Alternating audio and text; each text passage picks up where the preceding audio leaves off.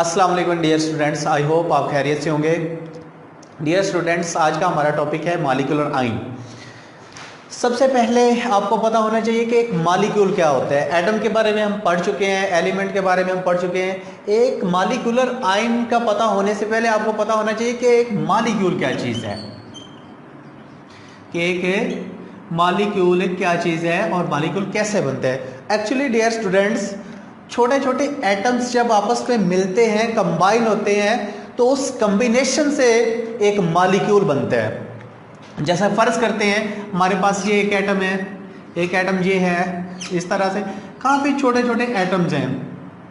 अब क्या होंगे, ये केमिकली कंबाइन होंगे, एक केमिकल बॉन्ड के ज़रिए से क्या हो जाएंगे, ये कंबाइन हो जाएंगे, मिल जाएंगे, और इस कम्बिनेशन से जो बनता है वो मॉलिक्यूल होता है। फॉर एग्जाम्पल ये हमारे पास कितने थे, 1 2 3 4 और 5 क्या थे, ये एटम्स हैं। ये एटम्स मिल के क्या बनाएंगे, मॉलिक्यूल।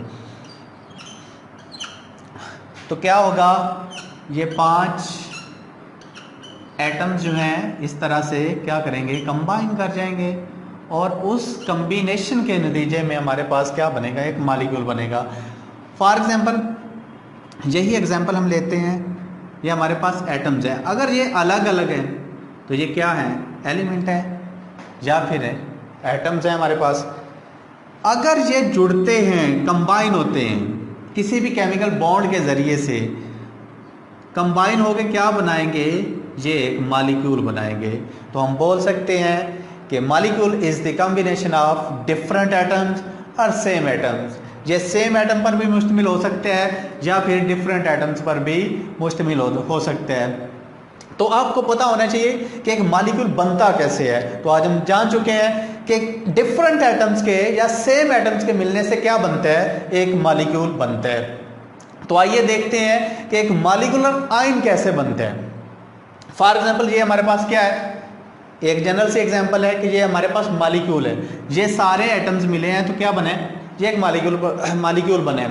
मॉलिक्यूलर आयन कैसे बनेगा, अगर इस मॉलिक्यूल में से कुछ इलेक्ट्रॉन निकल जाए, क्या करें, इस मॉलिक्यूल में से कुछ इलेक्ट्रॉन है निकल जाएं तो इस पे कोई चार्ज आ जाएगा, या फिर इस मॉलिक्यूल में कुछ इलेक्ट्रॉन है ऐड हो जाए तो क्या इस पे कोई ना कोई चार्ज आ जाएगा, और उस चार्ज स्पीशीज को हम क्या बोलेंगे, मॉलिक्यूलर आयन बोलेंगे। क्योंकि किसी भी मॉलिक्यूल के ऊपर क्या आ जाएगा, कोई ना कोई चार्ज आ जाएगा। कैसे आएगा, या तो इलेक्ट्रॉन निकलेंगे या फिर क्या होंगे, ऐड होंगे। इलेक्ट्रॉन की एडिशन से या इलेक्ट्रॉन के रिमूवल से उन पे कोई ना कोई चार्ज आता है, उस चार्ज मॉलिक्यूल को हम बोलते हैं मॉलिक्यूलर आयन। तो सपोज करते हैं हमारे पास ये एक मॉलिक्यूल है, अगर इसमें से इलेक्ट्रॉन निकल जाते हैं तो क्या इलेक्ट्रॉन पे चार्ज क्या होता है, नेगेटिव। नेगेटिव चार्ज कम होने का मतलब है इस पे पॉजिटिव चार्ज बढ़ गया, क्योंकि नंबर ऑफ प्रोटॉन तो वही रहेंगे ना। अब देखें, अगर हम इलेक्ट्रॉन निकालते हैं तो इस पे चार्ज कौन सा आता है, पॉजिटिव। लेकिन अगर इसमें इलेक्ट्रॉन जब हम ऐड कर देते हैं तो इस पे जो चार्ज आएगा वो चार्ज नेगेटिव आएगा। तो मॉलिक्यूलर आयन फिर कैसे बनते हैं, इलेक्ट्रॉन की एडिशन या इलेक्ट्रॉन के रिमूवल से क्या बनते हैं, मॉलिक्यूलर आयन बनते हैं। या इलेक्ट्रॉन ऐड होंगे या फिर इलेक्ट्रॉन निकलेंगे। फॉर एग्जाम्पल हमारे पास हाइड्रोजन है, इससे एक इलेक्ट्रॉन निकाल देते हैं तो इस पर चार्ज कौन सा आएगा, पॉजिटिव। तो ये क्या बन गया, एक आयन बन गया हमारे पास।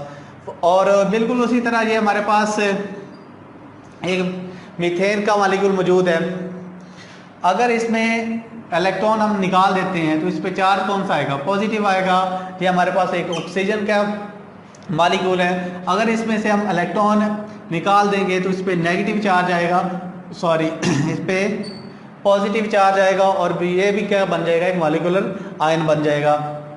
और इस तरह से हमारे पास ये सल्फेट आयन होता है, इसमें से भी जब इलेक्ट्रॉन निकलेंगे, इलेक्ट्रॉन ऐड होंगे तो क्या आएगा, इस पे नेगेटिव चार्ज आएगा, तो ये क्या बन जाएगा हमारे पास, मॉलिक्यूल से मॉलिक्यूलर आयन बन जाएगा।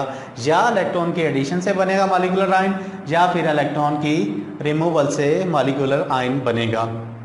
अब हम देखते हैं कि मॉलिक्यूलर आयन और एक मॉलिक्यूल में डिफरेंस क्या होते हैं।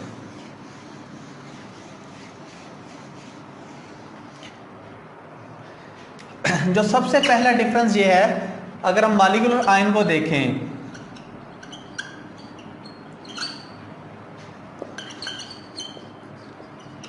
जी सबसे पहला जो डिफरेंस है, मॉलिक्यूल सिंपल क्या है, एटम्स के कॉम्बिनेशन से बनते हैं। एटम्स के कॉम्बिनेशन से बनते हैं। मुख्तलिफ एटम्स या सेम एटम्स मिलते हैं आपस में तो क्या होता है, एक मॉलिक्यूल बनता है। मॉलिक्यूलर आयन कब बनेगा, due to loss of electron और gain of electron. Molecular ion या तो इलेक्ट्रॉन की रिमूवल से बनेगा या फिर एडिशन से बनेगा, या कोई मॉलिक्यूलर जो हमारे पास मॉलिक्यूल है या फिर इलेक्ट्रॉन लेगा या फिर मॉलिक्यूल इलेक्ट्रॉन देगा तो क्या बनेगा, एक मॉलिक्यूलर आयन बनेगा। जो हमारे पास मॉलिक्यूल होता है ये स्टेबल होता है, और जो हमारे पास मॉलिक्यूलर आयन ये अनस्टेबल है। क्यों अनस्टेबल है, जब किसी भी मॉलिक्यूल के ऊपर कोई चार्ज आ जाता है तो उसकी कोशिश होती है कि अपने रिस्पेक्टिव दूसरे मॉलिक्यूल से वो मिले, या फिर वही चार्ज जो इलेक्ट्रॉन उससे निकले हैं उसको वो गेन करने की कोशिश करता है या फिर रिमूव करने की कोशिश करता है। तो इस तरह से ये अनस्टेबल होता है, और ये हमारे पास क्या है, एक स्टेबल मॉलिक्यूल है।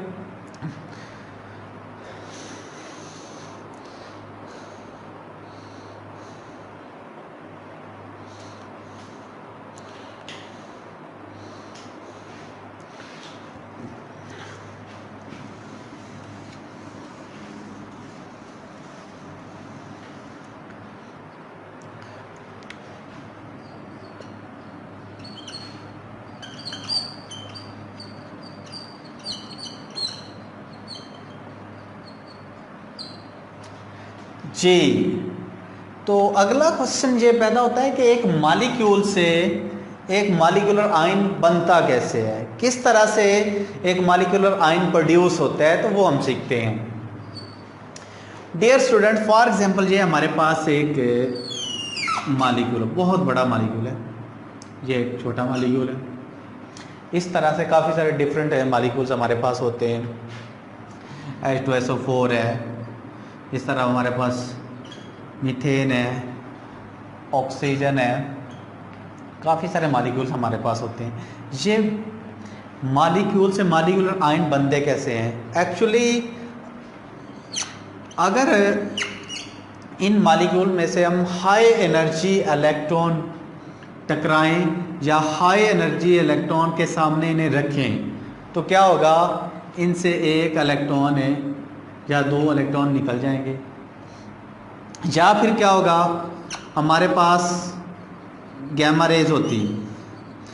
जब गैमा रेज किसी भी मॉलिक्यूल से टकराती हैं तो ये भी उनके इलेक्ट्रॉन को क्या कर देती हैं, निकाल देती हैं। तो इलेक्ट्रॉन के निकलने से कोई ना कोई उन पे चार्ज आ जाएगा और उस चार्ज मॉलिक्यूल को हम बोलेंगे मॉलिक्यूलर आयन, सिंपल। तो जब हाई एनर्जी इलेक्ट्रॉन क्या करेंगे, इसको हीट करेंगे। ये ऐसे मॉलिक्यूल है और ये क्या है, हमारे पास हाई एनर्जी इलेक्ट्रॉन है या गैमा रेज हैं। जब ये इस मॉलिक्यूल से टकराएगा तो क्या होगा, ये इसके रिस्पेक्टिव इलेक्ट्रॉन को क्या करेगा, धक्का मार के बाहर निकाल देगा। तो बिल्कुल उसी तरह जब हाई एनर्जी इलेक्ट्रॉन किसी मॉलिक्यूल से टकराता है तो क्या होता है, उससे इलेक्ट्रॉन निकाल देता है। तो इस तरह से हमारे पास मॉलिक्यूलर आयन प्रोड्यूस होते हैं। एक मॉलिक्यूलर आयन में डिफरेंस क्या है, तो आइए देखते हैं। तो सबसे पहला जो डिफरेंस हम करते हैं वो बाय डेफिनेशन करते हैं। मॉलिक्यूल की डेफिनेशन ये है, it is the smallest particle of an element और कंपाउंड। ये किसी भी एलिमेंट या फिर कंपाउंड का सबसे छोटा पार्टिकल है, छोटा ज़र्रा है, विच कैन एग्जिस्ट इंडिपेंडेंटली, जो कि आज़ाद रह सकता है। फॉर एग्जाम्पल ये हमारे पास एक कंपाउंड है, मॉलिक्यूल क्या होगा, ये किसी भी कंपाउंड का एक छोटा सा जर्रा होगा। हम जहाँ से कंपाउंड का एक छोटा सा जर्रा देखें या यहाँ से देखें, हम या उसको हम सेपरेट कर लें तो वो क्या होगा, वो आज़ाद रह सकेगा, उसका आज़ाद वजूद होता है। और नंबर 2, एक कंपाउंड के अंदर जितनी भी क्वालिटीज़ होती हैं, जितनी प्रॉपर्टीज़ एक कंपाउंड के अंदर होती हैं, वो इस एक छोटे से पार्टिकल में वो तमाम की तमाम प्रॉपर्टीज़ होंगी जो एक पूरे कंपाउंड के अंदर है। तो फिर डेफिनेशन क्या हुई, it is the smallest particle of an element और कंपाउंड। और मॉलिक्यूलर आयन की डेफिनेशन क्या है, जैसा कि हमने लास्ट टाइम मॉलिक्यूलर आयन की फॉर्मेशन की थी कि एक मॉलिक्यूलर आयन बनता कैसे है, तो हमने देखा था कि किसी भी कंपाउंड, किसी भी एलिमेंट मॉलिक्यूल से जब हम एक इलेक्ट्रॉन ऐड कर देते हैं या फिर एक इलेक्ट्रॉन निकाल देते हैं तो एक मॉलिक्यूलर आयन बनता है। तो it is found by the lower gain of electron, ये या तो इलेक्ट्रॉन के लॉस से बनेगा या फिर इलेक्ट्रॉन के गेन से बनेगा।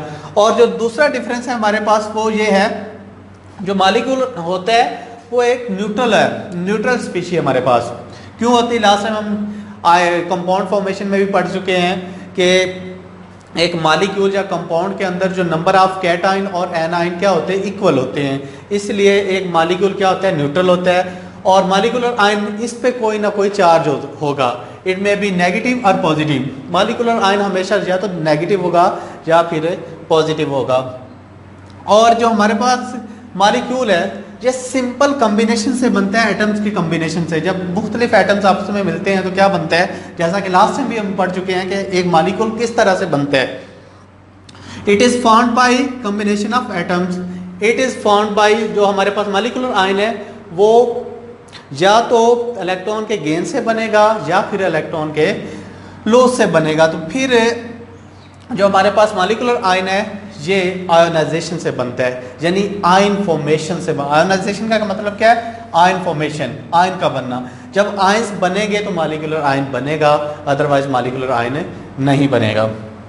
और जो हमारे पास चौथा डिफरेंस है वो ये है कि इट इज़ स्टेबल।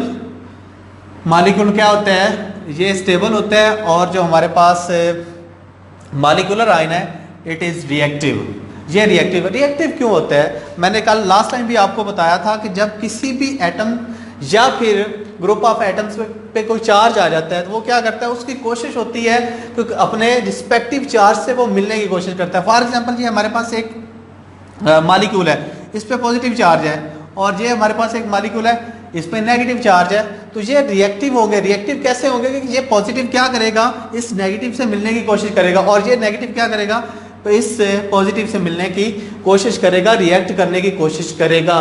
तो ये क्या हुआ कि ये एक रिएक्टिव स्पीशी हमारे पास होती है। और मॉलिक्यूल क्या है, ये हमारे पास एक स्टेबल है स्पीशी होती है।